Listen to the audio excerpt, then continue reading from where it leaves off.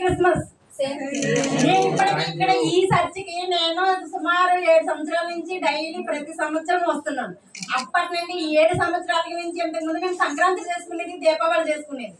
Christmas అనేది ఒక భాగముగా కానీ మాకు తెలిసేది కాదు. విజయ్ గారి ఫౌండేషన్ కట్టిన తర్వాత ప్రతి సంవత్సరం ప్రతి ప్రోగ్రామ్కి కూడా మమ్మల్ని ఇన్వైట్ చేసి ఇంత దూరం తీసుకొచ్చి క్రిస్మస్ అంటే నేను మొన్న 2 days కింద ఊరు వెళ్ళాను.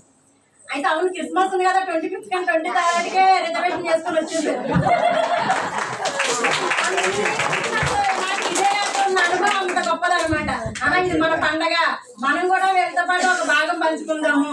అందరము మన సంక్రాంతి అలాగే క్రిస్మస్ కూడా అంతే కదా అంటే మా క్రిస్మస్ కూడా ఉందని ప్రతి సంవత్సరం December 25th వస్తే మాకు ఒక పండుగ వాతావరణం కనిపిస్తుంది అనమాట. మా ఇంట్లో జరగకపోయినా అందరం కలిపి ఇక్కడ జరుపుకుంటాం కదా. మా సంక్రాంతి కన్నా మాకు ఎక్కువ హ్యాపీగా అనిపిస్తుంది. సంక్రాంతి మేము ఇంట్లోనే చేసుకుంటాం, కానీ క్రిస్మస్ అనేది ఇక్కడ చర్చికి వచ్చేసరికి ఇంతమంది ఉన్నారు, వీళ్ళందరితో మనం కూడా హ్యాపీగా ఉందాం అని ఈ ఒక్క రోజు మాత్రం December 25th ఇయర్లీ మాకు ఒక పండుగ వాతావరణం కనిపిస్తుంది. మీరు కూడా అలాగే